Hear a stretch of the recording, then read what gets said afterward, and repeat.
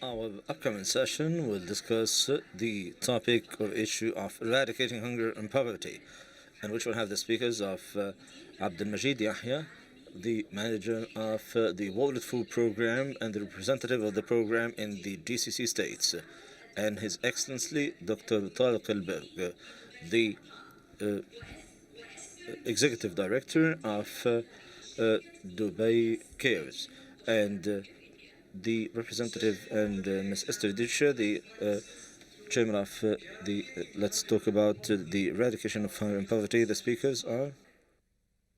Good afternoon, and thanks for joining us. I'm Suhair Al-Qaisi, and I'm privileged today to moderate this panel about eradicating hunger and poverty and how to use technology, knowledge, and awareness in bridging the gap between rich and poor. First, I would like to welcome my guests, and let's do it differently this year. Let's allow our guests to introduce themselves today. And ladies first. Oh, okay. Well, thank you. Thank you, and thanks to the MBRF for inviting us here today. My name is Esther Disho, and I'm the Managing Director for UPS, Southern Africa and Eastern Africa. UPS is one of the largest logistics providers in the world. And why am I here? So in one of my lifetimes, or one of my career times at UPS, I managed an extensive relationship between UPS, the UPS Foundation, and several humanitarian organizations. So leveraging UPS's skills in logistics and technology to help the nonprofit world and humanitarian organizations better serve their communities. The topic of hunger is one that's close to me, and I've done a TED Talk on it, on what logistics plays, or the role logistics plays in trying to solve the world hunger issue. So I'm looking forward to this session and interacting with my fellow panelists today. Thank you. Very happy to have you with us. Mr. Al-Gurg. Hi, I'm Tariq Al-Gurg. I'm the CEO of Dubai Cares. We're a global philanthropic organization established by His Highness Sheikh Mohammed bin Rashid Al Maktoum in 2007 with the sole aim and sole focus to help eradicate the education problem globally and specifically in developing countries. And I hope that today my intervention will link education with nutrition with hunger and poverty. Mr. Abdul Majid Yahya, tell us about yourself. I'm Majid Yahya. I'm the director of the World Food Program in the UAE and representative also to the GCC region. I have been with the program for the last 23 years, working in different regions in Africa and in Asia. The session today we're going to talk about is something very close to my heart, because this is something I have been doing or helping in doing for the last 23 years. Looking forward to have a fruitful discussions. Very happy to have you all with us. And let's start with the numbers that I have with me now. Over 700 million people, which is about 10% of the population on planet Earth, they live in extreme poverty. Is hunger on the rise again? And my first question to you, Ustad Abdul Majid. Well, unfortunately, despite the progress or the decline that happened during the last decades, what we have seen, particularly last year, hunger is on the rise again. Last year only, we have now additional 10 million people, and the total figure is reaching now 821 million people around the world who are hungry or suffer some sort of food insecurity. They go to bed every night with empty stomach, or they don't know where their next meal is coming from. So the number is rising, there are big threats to actually achieving the zero hunger. I'll go back to the threats, but I want to ask Dr. Tariq, why is it on the rise again? Where is the issue? Well, we're not hunger-oriented organization, but our job and our work, and when it comes to education, it's always related to nutrition, to food, and also hunger. So is it lack of education or lack of awareness when we see the hunger is on the rise? Well, at the same time, and we see a lot of efforts to raise awareness. Yeah, I mean, if you look at any issue in the world, the main issue will always be education. If you're talking about health, if there's education, there will be less health issues. If you're talking about hunger, education will lead to jobs. There will be less people not having any income. And education plays that big role. What I see, if there's a rise in hunger globally, definitely education is a big component of it. Funding is a big component of it. A lot of people see, why should we fund another country's hunger? It's not our issue. Let the UN and other countries and the big countries look into it. But they don't realize that whatever issue there is in a country, it can give a domino effect to neighboring countries and other countries, and it may attract some radical groups or armed groups to recruit them. And as we know what's happening in the Horn of Africa. So these issues, we have to take care of them. And if they are rising, we have to look into education, in my opinion, education and funding as the first resource to this. Ms. Esther, what do you have to say about the numbers recently, why it's increasing when we talk about hunger and poverty? So I think when you look at the numbers last year, based on the stats that were circulated last year, so about 120 million people face crisis-level hunger. That means out of the 800 million that Majid talked about earlier, out of the 800, 120 of those folks went to bed probably with nothing and probably have gone over several days with no food or no water. When you look at those numbers and what the contributing factor is, or the countries that contribute to that 120,000, it's Nigeria, it's Somalia, it's Yemen, it's South Sudan. And what do you find? What's the common link in there? It's a crisis, right? Yes. So I don't think it's news to anybody if you're keeping up with what's going on, and you know that, of course, there has been crises going on in those countries. And of course, with that, it makes it more difficult for organizations such as the World Food Program to get aid in. It makes it more difficult for any organizations that might want to come and do good in those organizations to function. Yes. We are aware that there was a time when all UN agencies and all aid agencies were kicked out of Yemen. So that only just exacerbates the issue. So in my opinion, the rise is, yes, there's a question of education. Yes, there's a question of access. Yes. But then there is a direct correlation to wars and unrest that you see going on. Yes. Can we say that conflict is the major drive of hunger, or there are also other major drives that you can talk about? Me? Yes. I can ask two questions, the same person. So I look at it from a very different angle. And my angle is that we actually have food. And it's more a question of access and making sure that the food gets to the people that actually need it. Yes. So even if I was to tie it back to my answer or to the comment I just made before right now, the aid agencies that want to deliver food or distribute food to these areas, they have the food, or they have access to it. But it's more about, or access to food to be able to get to those places. It's accessibility to those places that makes it more difficult. Yes. Then I'll take it to another angle. It's also the accessibility of farmers being able to get it out to the right markets. Yes. We do realize that when you go out in to most farming areas where you've got subsistent farmers, they do not have a proper supply chain or the ability to get produce from their farms out to the markets and sell those foods in markets that would give them the better, good pricing. Then you end up having lots of food waste in the farm.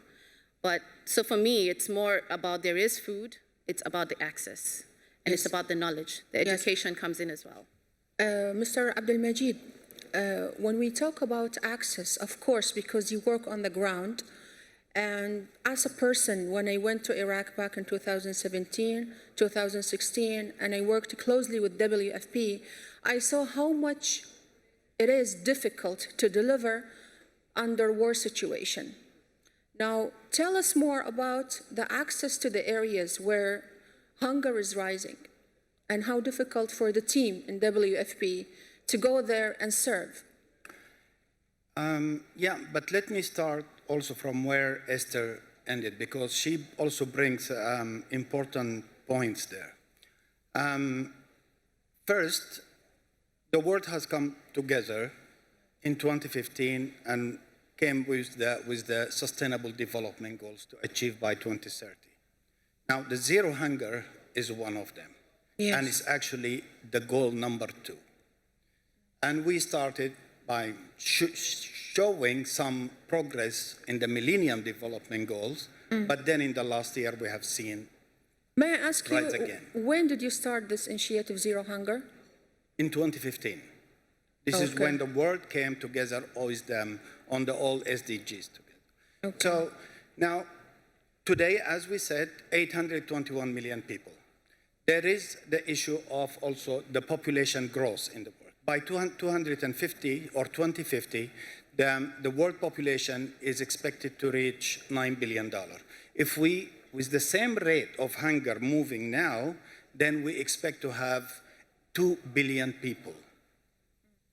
Now, there are 3 threats to achieving that goal. Okay. One of which is conflict. Yes. Okay, that preventing those population from accessing food. Okay, another issue to do with economic marginalization, preventing their economic access to food. The third one, which we are seeing increasingly, is climate change, which is also preventing those who are working on the agriculture, on producing food, from producing what they need. Now there are two issues, or there is one important fact here, which is in the developing world, 80% of the food is produced by smallholders farmers. Yes. Ironically, those smallholder farmers are the people who are most suffering from food insecurity. Why? Because, as Esther mentioned, the access to markets, but also storage facilities that are not available to them. So just wanted to add this. It's like very conflict and complicated process in there. The people who are feeding or producing 80% of the food, they are the most food insecure at the same time. They are the most who are suffering from the climate shocks and climate change and droughts and floods and so on. Now, when we comes to your point about the access. The access, yes, because she was talking about how difficult when conflicts are there, or when there is a crisis in the area, to even when you want to help to eradicate hunger in these areas, there is an issue of entering the areas and reaching out to people there when there is conflict. This thing I relate to because I was there and saw your work closely. That's why I want you to explain to our audience now how difficult when there is war or conflict to enter the area after educating people and getting the funds, how difficult for you to deliver. Well, of course, it's not easy, but this is where we work.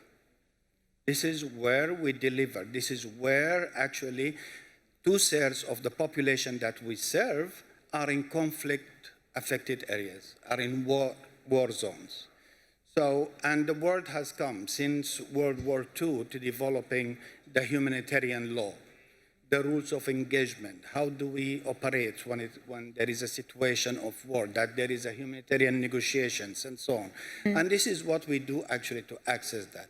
This is not an easy process. This is not a safe process at the same time. Yes, exactly. But that's what the world has entrusted us to do. And we have lost lives, we were kidnapped, or so this is a price that we have to do, and we are willingly doing that. Dr. Tariq, when we talk about zero hunger and such initiatives, how important is education to let people know about such kind of effort or initiatives? Well, as Majid mentioned about the main reasons on why it's rising and the issue of hunger, you come to education as one of the pillars for access to food. Yes. And a lot of people don't see there's a huge link between education and hunger. Now hunger is also related to a large extent to poverty. And as Majid mentioned, maybe he has mentioned the economic factors. Yes. But let's not forget that if you are poor, you are poor. And if you are not earning enough money to survive, you will be hungry, end of the day. And what we do in access and linking this education component with poverty and hunger is you have to have access points. One of them is through the WFP model. And by the way, in my opinion, it's not because you're here, Majid, I've said it in UNESCO last week in Paris. The WFP is, in my opinion, the most properly organized UN agency when it comes to access and reach to the beneficiary. And it's the biggest systems, in the world also. And it's a very complex and complicated system, and people have to see how the WFP works, and I agree with you also when you kept on mentioning about you have seen it in reality. There's a WFP model. And then there's the private sector. We have to involve the farmers. We have to involve the companies. They have to be united into having a holistic approach, mainstreaming efforts coming into the equation of providing food. But then let's not forget, if we provide food in schools, most of, if not 75, maybe 90% of the schools in Africa alone, regardless of the other continents, the government schools, they don't provide free meals. They have to have donors. They have to have people like the WFP. The WFP will not go from their own pockets and do a school feeding program. They have to have a donor. They have to have a country. They have to have a foundation behind them. And by the way, Dr. Tariq, not all the donors understand the work closely. That's why I link education with initiatives like that, because sometimes you go to potential donors and he asks and he has no idea how hard to deliver and how hard to bring such big amounts on the field and deliver them to people who are in need. True. So how important to tell the donors what's going on and educate them to get the best from them. I just want to mention one thing. Sick children means no attendance to school. Yes. Hungry children means they will not learn. Exactly how human beings are. We go to our work. If we get sick, we don't go to work. If we are hungry and it's 3 or 4 p.m., you will not be able to attend that meeting or understand what is being said in that meeting. The same thing is with a child. Yes. Feeding the child is very important for the child to learn. If you do not feed the child at school, you're not giving him quality education. So now we come back to another issue, which is quality education. Access is one, but quality is another. How do you want this kid in school to learn and he's not being fed? Access to education, we have a global figure, which is 282 million children are out of school. But then you have 416 million children who are in schools, but they're not learning anything. One of the biggest issues is hunger. That's why we have to work closely with these actors to deliver the food to the children. 1 child out of 5 children lives in poverty, lives in extreme poverty, and they don't know when they get their next meal. Ms. Esther, tell us more about the situation when we talk about children and poverty, children and hunger. So I'd just like to add on to what was said earlier. And how do you change or how do you get donors to understand? Okay. So in my role at UPS, I used to manage the private-public partnership, so with several organizations. And the traditional model, when you go back, has always been looking for cash. Yes. Right? So organizations would come back and ask for cash donations. The likes of UN agencies, and not even that, even the mindset of the private sector is, Anybody that comes knocking on my door is looking for money. They're looking for me to write a check. But it goes beyond that. You need to understand when you are going out to talk to organizations, what value can they bring to you, right? So in our case, it's logistics. So we understand logistics. We're a 100-year-old company. We've been in the space for a while. We understand everything from trucks to warehouses to customs to everything. So how do we leverage that capability or those skills in the partnership without or in addition to writing a check? So the way we look at it is, if we have a person embedded in an organization for a year or for 6 months or for 3 months or whatever the period is, the amount of value they bring into that organization is far more than a check. Okay, some people might argue that they'd rather have the check, but the way we see it from a sustainability or from a sustainable model, our skill sets should be able to bring more value to an organization. Now back to your question. What was it about? The children again. Children and poverty. So children and poverty. You know, we've touched on the food. We've touched on what the impact will be. I think for me, it goes above and beyond that. So one of the partnerships we manage is with the Gavi Alliance. So Gavi Alliance is the Global Alliance for Vaccine and Immunizations. So on one side, we're working on the latest technologies, which is drones, to provide vaccines to the children in various countries. Then, so they get their first suite of vaccinations. Then that poor child doesn't get food to get them to the age of 5.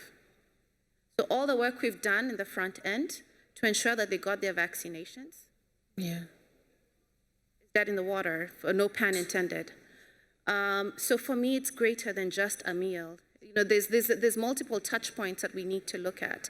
And yes, there are folks that are looking at it in different areas just to ensure that we can be able to tackle different areas that impact those children as they're growing up. But to me, you have to look at it the full suite. So making sure that they get vaccines, making sure that they're able to get to the age of 5, right? Making sure that when they get to the age of 5, they're healthy, because we know what happens with malnourished children. We've just heard about it, right? The impact, the hungry kids that cannot be able to wake up, can't be able to think, the adverse effect on the entire community is extreme. And for us, I think it's just, we cannot afford not to address that vulnerable age of children between 0 and 5. Mr. Abdul Majid, we were talking about donors and the value of feeding people. I want to ask about the reaction to your initiative, Zero Hunger. How was the reaction since 2015 globally? Was it satisfying? The reaction globally to your initiative, Zero Hunger. How was the support to this initiative? Well, in the case of the World Food Programme, and as also Esther mentioned at the beginning, that there are today 121 million people who are severely food insecure population out of the 820. These 121 million are in either conflict areas, armed areas, and war and sort of, okay? Out of those, we are able to reach 90 million. So, and this because of the generosity of our donors. Yes, we would, to reach the 121 million people every year, we require a $9 billion. We are able to secure, so far, $7 billion. Okay, or 7 points. So there is it's very good, and we can consider it a very good reaction, and the result is so far. Absolutely. I mean, there is a generous donors community that support us and to support those who are actually in need. But what we are doing today is saving lives. of people in man-made disaster or natural-made disasters or natural disasters. This is one part and one important part of our job, saving lives. But to go on and achieve the zero hunger by 2030, ensuring that everybody has access, economical access to nutritious food at all times, then we need to change lives. And that's why we save lives, and we are changing lives as well, in enabling people to help themselves, stand back again on their food. Great. Dr. Tariq, do you want to say something, Ms. Esther? I do. Esther? Actually, okay, I do. please. Don't hold me back. So the work WFP does, in most cases, is going to be in adverse areas. It's going to be in the hard-to-reach areas. It's going to be in the folks, the marginalized communities. It's going to be in your crisis areas. Now, to me, when I think about it, there's the second tier. The second tier of people who have, we talked about the farmers. There's a second tier. Those folks have food. They have access to some sort of food. You may be a potato farmer, so that means all you have is potatoes, and maybe you've figured out how to add cabbage into your farm, or maybe you've added corn into your farm. But they have something. So it's a question of how do we take what they have to give them access to better nutrition, right? So that every day when they go to bed, they're not just eating cornmeal, or they're not just having porridge. How do we add fortified grains, or how do we make what they eat more nutritious, so that even their children, in the morning, they might wake up and have something. Porridge is just cornmeal and water, or cornmeal in the best case, milk, right? How do we empower them to be able to get a balanced diet, for better, lack of a better phrase to put out there? How do we empower them to be able to make money so that when that person gets sick, they're not bedridden because they don't have access to healthcare? How do we empower them to make sure that if it's in a country where education, primary education is not free, have money to take their kids to school? And that's where the economic empowerment comes in. That's where, for me, that's what, the way I look at it, that's how you get, the access to markets comes into play. Meaning that we have to be able to create a whole ecosystem for these folks to be contributors into the economy. So they're not just relying on the aid that WFP can provide, or the likes of WFP can provide. Dr. Tariq, do you have anything to add on? No, I'm fine. Okay. How important now is the education if we want to bring more donors? What's your activities when we talk about donors in order to support any initiative about zero hunger? Innovation. You show them innovation, you show them something that has not been done before. What the WFP, if I may, Majid, we've worked together many, many years. What the WFP is suffering, that they're doing the same model, which they have to, in terms of feeding the world. Part of it are children. But if you take what they're doing and you put them into products, so they're doing exactly the same thing. You're just repackaging the approach. And you're having innovation into it, and I'll tap into what innovation we have done, and the WFP was with us into that program, and it has been a flagship globally, and a lot of organizations are following. I'm so eager to know. Yeah, I'll let you know. So if you create that package, this is what donor wants. You want to buy something, you keep on buying the same product, and then you get bored of it and you go to another product. But if that same brand packages differently, the psychological brain, the subconscious mind of yours will say, go back, they're doing a better job. So it's packaging. And I'll tell you what we have done. Look, when we're talking about feeding, we have to understand that feeding is one big silo. But there's also water sanitation and hygiene, wash, that's another issue. And there's also the health issue. That's the biggest problem. And a lot of organizations and agencies are working to eradicate these issues. But what if you combine these together? You integrate these three components specifically: feeding, health, and wash. If you mix them together, you will have a better impact. And that's not the package I'm talking about. I'll come to it in a bit. Okay. So if you will get a better impact to societies, to communities, to people, to children, and whatever thematic you're working on, I'm working on education, she's working on logistics, he's working on feeding, it will make more sense to combine this. And these efforts should partner with the other ones. So what we did, we had a program a long time ago doing homegrown school feeding. And I'll tell you what's the difference between school feeding and homegrown school feeding. And we started that in Bangladesh.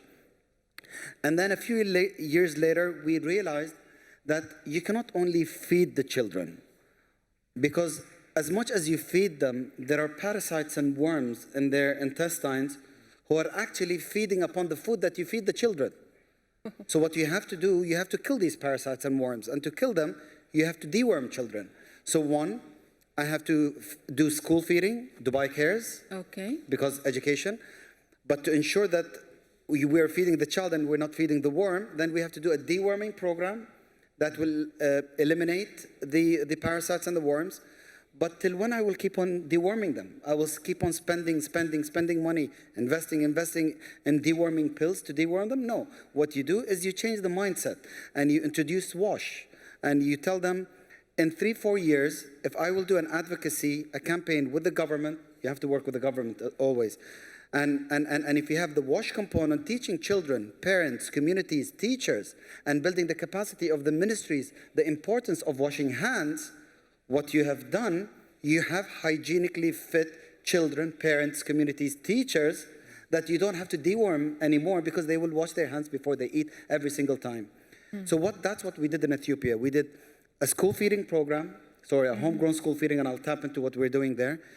And we integrated this with deworming, and we integrated this with WASH in schools, and we had a powerful program. We invested more money to have a research into that program that has told us, we took sample sizes, half of the schools deworming and school feeding, and the other sample was both plus the WASH.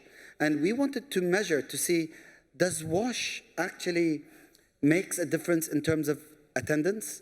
Does WASH decrease diseases? Does WASH help integrate with school feeding? And the answer is yes, the research is out. And what we did in terms of innovation, and this might be interesting, and I hope there would be some donors sitting here to hear this, we didn't want to do the normal WFP model, import food, store it, send it to school. We didn't want to do that. So we were a bit innovative. We were a lot innovative, Majid, together with the WFP. And what we did, we used the local farmers. Aster was talking about farmers. The land in Ethiopia is a fertile land. You have a lot of farmers there. So why don't we link the Ministry of Education, put their specification on the food they require, whether it's corn, whether it's a banana, whether it's an apple, whether it's rice, and ask the farmers to seed these, and when harvest comes, we take the crops and we take it and we also invest in centralized kitchen where mothers are the caterers, and they take the food, they fortify it with vitamins, with minerals, and then we take it to school. And how we do all of this? We have that small cyclist which takes the food from the farm to the warehouse, from the warehouse to the centralized kitchen, and then it goes to the school. Amazing. That's the innovation. You're building an economy, you're solving a solution, you're helping the farmers, and you're educating children. I want everyone to put their hands together for innovation. I'm really proud of Dubai Cares, and I want Mr. Abdul Majid to add something about this innovative ideas. Talk about the World Food Program, and that today we are the world's largest humanitarian organization wasn't possible without changing and innovating all the way. Tell us more. How do you innovate in WFP? There were two things that we discovered from early days that are needed in the way we do our job: logistics and telecommunication technology. From those early days, we need to reach the unreachables. We have to be able to reach whoever in everywhere, remote areas, disaster hit areas, war zones, whatever. We have to have the best logistics. And we do have the best logistics. Better than UPS, I don't know. She will answer in a bit. But we are able to use whatever logistics means to deliver what we need. Telecommunication technology is also very important to us. And we have grown into that to become today the logistics hand of the UN system and the telecommunication hand of the UN system as well. Now, in the last 20 years, we have also evolved, starting using the technology to help us achieve our work more efficiently and effectively as well. The use of, today we are the world #1 humanitarian organization user of blockchain technology in delivering humanitarian assistance. We are using drones in 30, 40 countries today to assess situations. Where are these populations? What is the impact of, particularly when there is natural disaster, how to reach them? We are using also technology to acquire data, the real-time data on the vulnerability mapping and assessment. So, and this is where also we are able to reach more at a lower cost as well. So Great. innovation is very important, and it's actually the vehicle that it will take us hopefully to the 2030. Hopefully. Ms. Esther, you have something to say about innovation? I think we've seen changes, and not to be the capitalistic American sitting up here, there is opportunity, right? So there's opportunity for people to actually make money out of it. And there's folks that have understood that they can actually create they can use innovation to utilize the tools to address the world hunger issue and also make money. And so, you know, we always shy away from there's opportunity to make money because we're dealing with a world crisis and there are people in need. But at the end of the day, we're also talking about sustainable solutions, right? So if we're saying on one hand that there is food, and we're saying on the other hand that we're trying to help people make money or become economically viable, they will only become economically viable if you create a marketplace for them. Exactly. Which then means on the other end of the market, there's got to be a person that wants to buy the food. We know there are people that want to buy food. And I'll just use an example. So I'm originally from Kenya. I was born in Kenya. And agriculture for us is a backbone of our community. We've got farmers that just grow more than they can have. And there's an innovation, or there's a company that has come up, and it's commercial. It's a commercial engagement. They created a portal where they go out and talk to farmers. They're able to bring in farmers on board. So they vet the farmers and they bring them on board. And then they create a marketplace. So vendors in the urban centers who would typically not have access to fresh produce or at a different model. So traditionally, people would just bring in food to a local central market in Nairobi, the capital city, and in Mombasa, in this, the main urban areas, and then you pretty much haggle to buy the product. Now, the vendors have access to better types of products because farmers have been vetted, yes. They've gotten the right type of education on how to farm better and to ensure that in some cases it's organic. So it's not necessarily even just, using fertilizers or whatever, it's organic. And they vet the farmers, they vet the produce, they vet the vendor, and then you're able to go in and buy your supplies. Mm-hmm. So in all that, when you look at that entire value chain, there's an opportunity for the farmer, there's an opportunity for a transporter, because you do need to get the produce from the farms into the markets. There's an opportunity for a retailer somewhere in the city to get fresh produce at a lower cost. They have access to the costs of the food. And then when you look at the recipient at the end, you can choose what you want, right? And it's good product, it's accessible, and I don't want to say it's much cheaper, but it's significantly cheaper. Great. Yeah. What I like about this discussion that my panelists all have two things. You have passion and you have innovative minds. And we have hair. Innovative minds. I said. So, as a person, I love passion and I love innovation. So I'm very happy to talk about that. Now, I think we have a few minutes before. I would love to take questions from the audience, if you don't mind, but... Can I just take 20 seconds yes, on innovation? Of course. Innovation also helps you cut cost. That's very important to know. And I'll give you the same example, not to go far. What we did with the WFP in Ethiopia, we invested $3 million for a 4-year program to put all these 3 components together. And usually when you save money on $3 million on a big program like this, you come, and from the beginning you agree with the WFP, how many children are we going to feed for the next 4 years? It's the same children. It's not, I'm going to feed this child today and I'm going to feed that child. No, you selected them and it's a continuous process. Yes. And what has happened, and when you save money, you may save 10% or 15%, but from the $3 million, we were able to save $500,000 because of this innovation. Amazing. And the WFP came to us and said, we have $500,000 savings from a $3 million. That's a big percentage. Of course. Shall we refund this money back to you? And we said, no. I said, can you do something about it? They said, yes. We can, with the same children that we fed, we can have a cycle of 1 more year. That's 365 days of feeding. So we saved 500,000. We didn't take it back. We put it. So cutting costs is very important, and the innovation plays a big role into that. Yes. I think the last question is going to be about how to use technology, knowledge, awareness, before we take questions from the audience. And start with you, Mr. Abdul Majid. Tell us about how to use technology and the importance of technology, knowledge, and awareness in bridging the gap between rich and poor.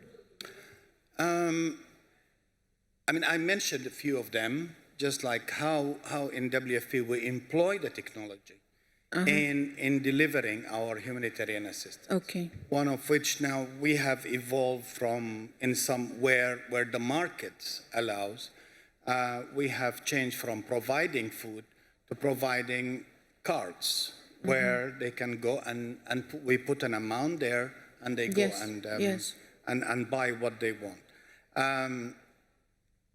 For this, we have even moved on and we are using blockchain. So in Jordan today, there are 110,000 Syrian refugees in both camps. Yes. They receive their monthly assistance from WFP through blockchain. This is amounts to like 66 million for the past 15 months.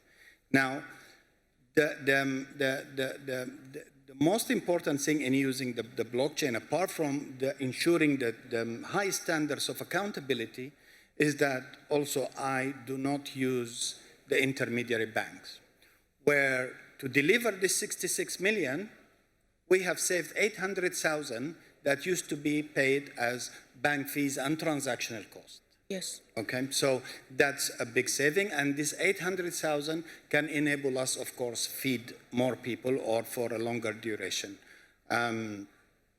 Using the mobile application is very important also. Yes. And have helped us. We connect small farmers through a mobile application in Africa to tell them where are the nearest markets.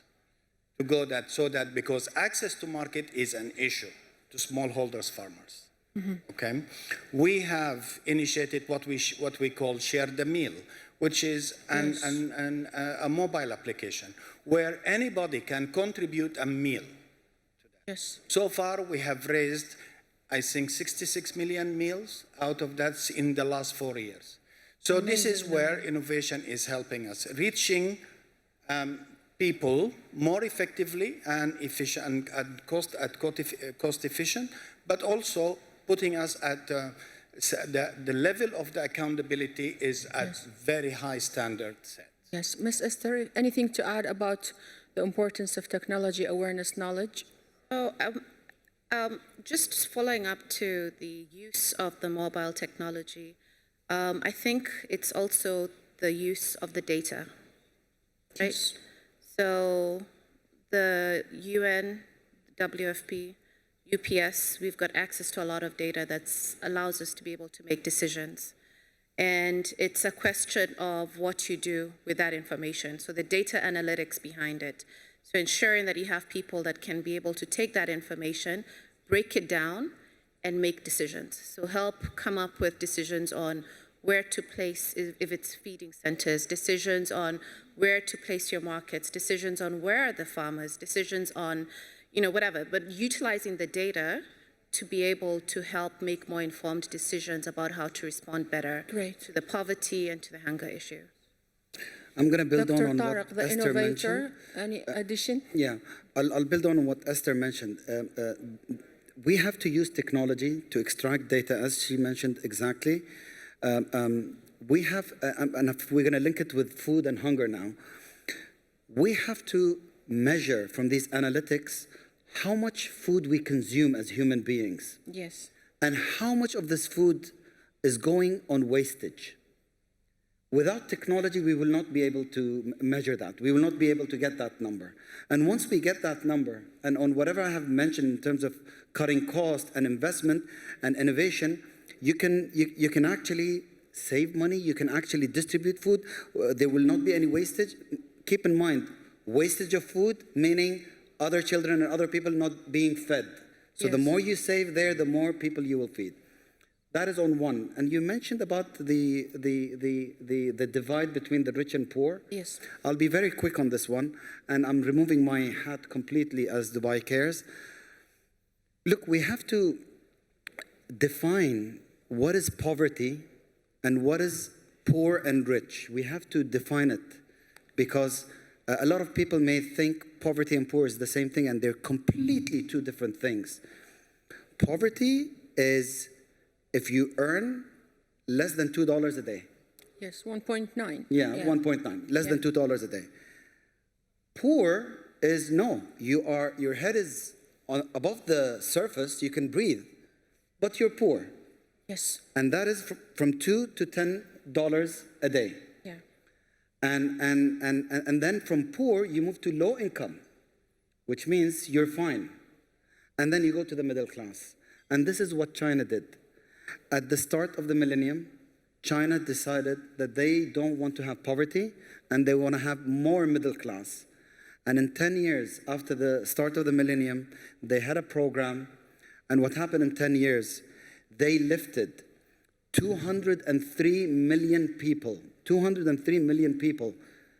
That's a huge number. Yes, yes. That's half of the population of the Arabs, basically. I don't want to interrupt you. It is a huge number. They lifted 203 million people, Chinese people, from low income to middle class. Oh my God. And it's a huge number. At the same decade, they lifted 700 million people from poverty to low income. Oh my God. This is the model we have to do. We have to learn. Yeah, they did something good there. Do we have time to know what's the program there? Please tell us. Okay. Pardon? The program in China, what is it? I don't know it. I don't know it. No, because it's not related to education. We need another panel then. But you see, when you plan things, you can make it happen. Okay. We have about 6 minutes or 7 minutes for the audience. Anyone who has a question? Yes, please. After him. Please, short and brief. اوكي تمام. هتكلم عربي. I'm going to speak in Arabic. My name is Ahmed Farouk. I'm a lawyer.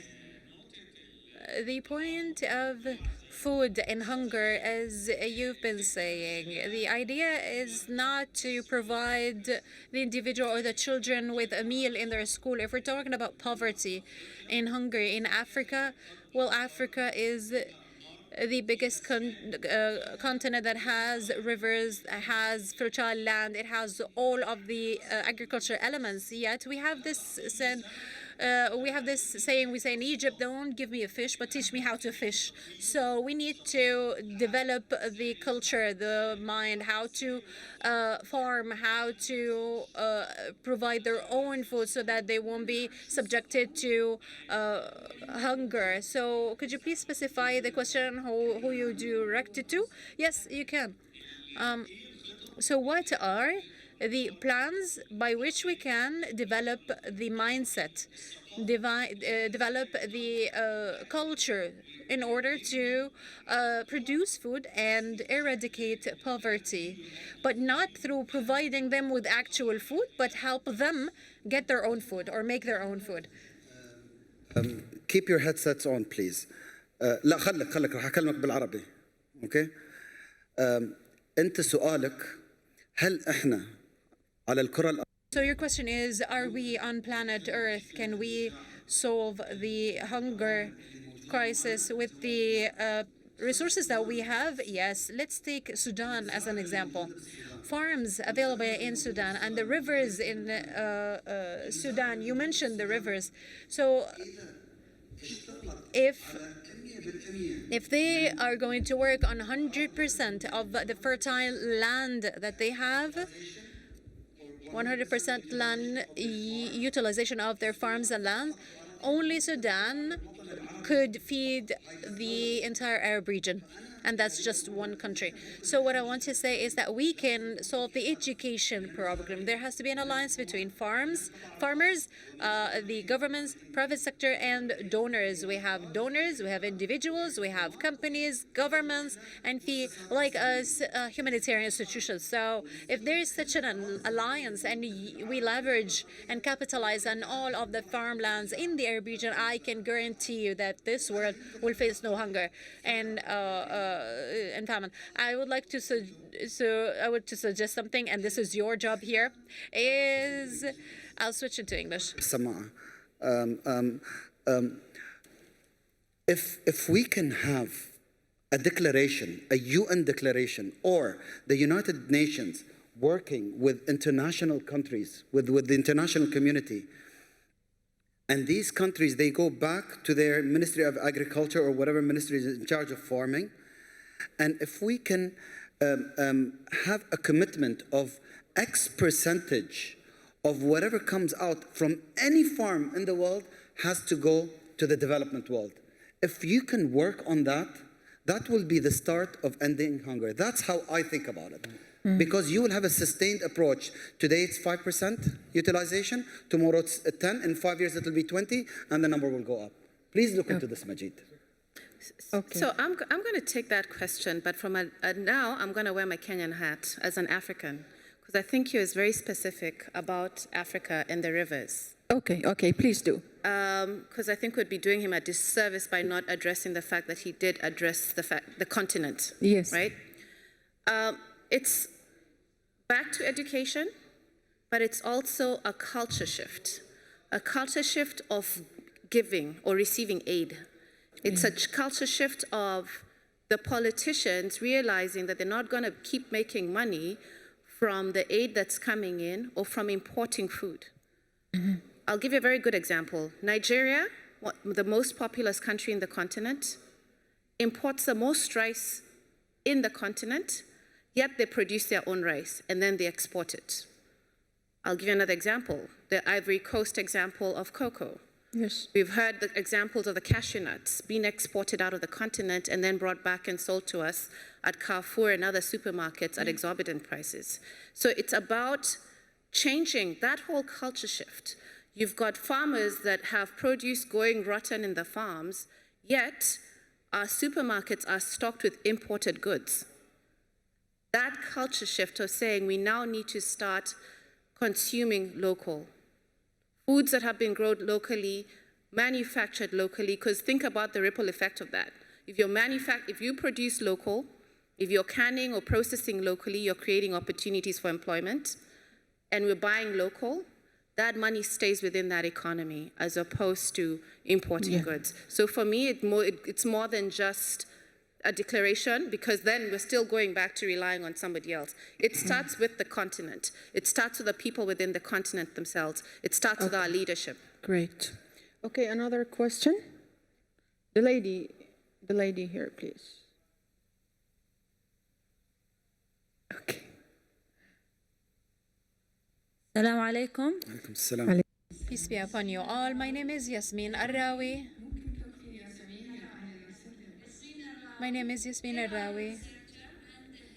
developer. I am so much interested about the poor and rich.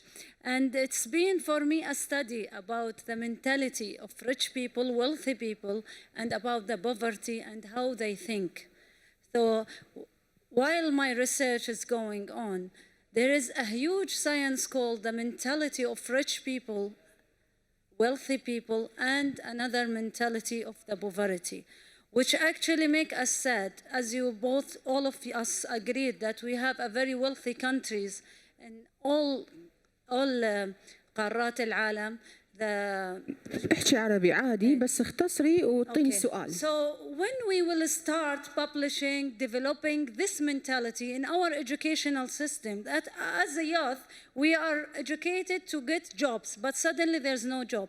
When our education system will focus in empowering our mentality to think like wealthy people, like look at our asset as a human and our countries and develop that. This is what I see like we need. What do you think? Okay. You want Mr. Abdul Majid to answer? All of them are Can I sufficient. take this again because it's related to education? Okay, it's related to you. Can I? Yes, Yeah? please. أتكلم بالعربي ولا إنجليزي؟ أتكلم هندي بعد إذا تبين عادي يعني. تعرف هندي؟ حضرتك من وين؟ عراقية والنعم. I'll speak in English. Speaking English. There's a huge problem in the world, and I agree with you 100%. And Esther also mentioned earlier about mindset shift or mindset change. And what we have to do today in the education system, first, let us revamp our education system that we have globally, in developed and in developing countries. We are using exactly the same systems that we have been using for the past 40, 50, and 60 years. That's what's been happening. And so this is one. Two, we have another problem today, which is the youth. We have a huge issue with the youth. Youth are neglected. Youth don't have access to jobs. Youth who are in crisis are not being given any education or opportunity to have jobs. And another issue is being created on that level, which is tapping into something similar on what you're saying. And it has been annoying us as the education sector globally. It's been annoying us. And I've been in this sector for the past 10 years. And I'm trying to find a solution as a philanthropic organization to solve the problem. But me, and like any other agency, whether it's UNICEF, UNESCO, or any other donor, Save the Children, or Plan International, it's very hard to get a solution to education. But we're trying our level best. But what I want to shed light now is the positive side of it. Education has taken a global presence. Education has global attention right now. What we're doing now as the education sector from some of the organizations that I've mentioned and others as well, and even donors, there's a huge wave of assistance coming. We are looking, and when I say we, I am part of the global education change that is happening on a UN level and international level. We are looking into a big paradigm shift when it comes to curricula, pedagogy, skills, jobs, and youth. We are linking all of this together. Of course, funding will always be an issue. In which areas you're progressing in shifting the paradigm? This is the issue. Youth and skills, if you don't give them what they need, what you have to give them today, you're talking about a future of humanity that the youth of today, we never gave an opportunity, and tomorrow they will be 40 years old, they won't be able to solve any issue in the world. Yes. That's why the youth of today, we have to give them. My thing to you is we are working hard, and you will be seeing very soon, and I just want to end by saying we, Dubai Cares, and the UAE government with UNICEF, UNESCO, and UN Special Envoy for Global Education, Gordon Brown, and Global Partnership for Education, GPE, are going to announce, hopefully next week, if it's not next week, the week after, the biggest global education summit, and it will be in 2021 in Expo in March 17 to 19. We will be talking about all these issues. We're going to set track on what's going to happen to education from 2021 for the next 10 years to 2030, and I guarantee you, and I will tell you that we will put solutions and we will be following up on all these issues until 2030. Great. I have last question, please. I'll give you my card as soon as I leave. Okay, we have last question from the lady here. السلام عليكم عليكم جميعا السلام. وشكرا لكم على مداخلتكم. Thank you and peace be with you. It's your intervention has been quite rich and really alleviated our sense of pressing issue of poverty. As we have said, poverty is connected to hunger, and hunger is related to education, and education is connected to economy, and economy is related to politics. Can we say that there are external foreign political forces that deprive these people from reaching a level of food security and keep them in hunger? How can we face this financial corruption and political corruption and all aspect of corruption? I'm sorry, but I believe this session has absolutely nothing to do with politics. Actually, one of the speakers, please allow me, if you don't mind. Please. We are in a cultural session, a panel discussion, and everything is available. Actually, the topic may be different. We are talking about record numbers. It is a shame to talk about this number in the year 2019 with all the technological advancement that we have, with globalization. And this rise in poverty does not really give any sort of balance. So the same, I heard that 9 billion, I cannot even imagine this figure. I cannot get it into my mind. Those 9 billion, how can we see them? How can we deal with 9 billion? Now we see that the poor, who are under the red line of poverty and hunger, and we see that people of determination compose a very important segment of this. And thank you. Politics in our life, politics enters everywhere and in any subject.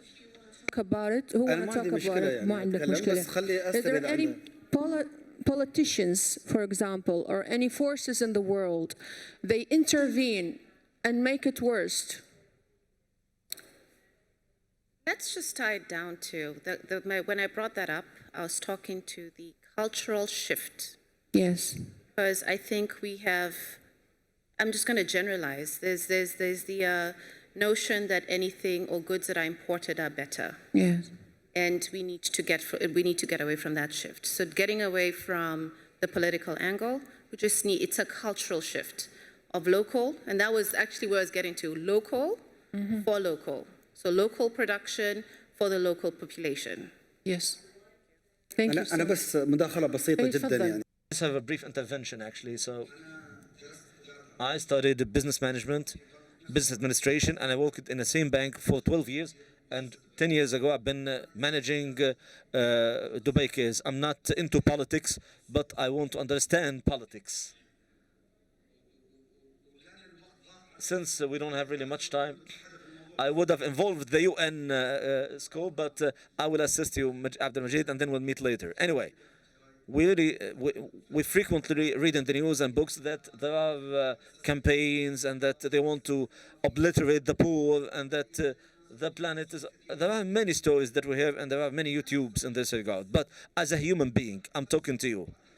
I will remove all the hats that I have and speak to you from the perspective of a human being. A human being working in the fields of humanitarian aid. Is it logical that we want unemployment and poverty to prevail among millions of people, and we want to reduce the number of the population, total population of Earth? Is it really possible that we want to do that and to spend trillions of dollars? This is unbelievable. We are spending a lot of money to help them. How can you imagine we want to kill them? If we want to kill them, we can easily stop the aid and that's it. Let them die. But of course, this does not make sense. The concept that there is a global trend to obliterate the poor doesn't make any sense because some rich countries dedicate billions of dollars to help the poor and the needy. So as a human being, this is unacceptable for me and this doesn't make sense. So I'm not representing any government, I'm speaking as a global citizen. Before we conclude, I have a brief comment. I believe that intellectual poverty, if it is utilized by any force, it will be the strongest weapon, and not poverty in terms of food. Thank you very much. I'd like to thank the panelists. Thank you very much. and the humanitarian work you're doing. I'm very happy to meet you today, and I want to thank you, because we finished. I want to thank quickly our audience. Thank you very much. Shukran. Yeah, thank you.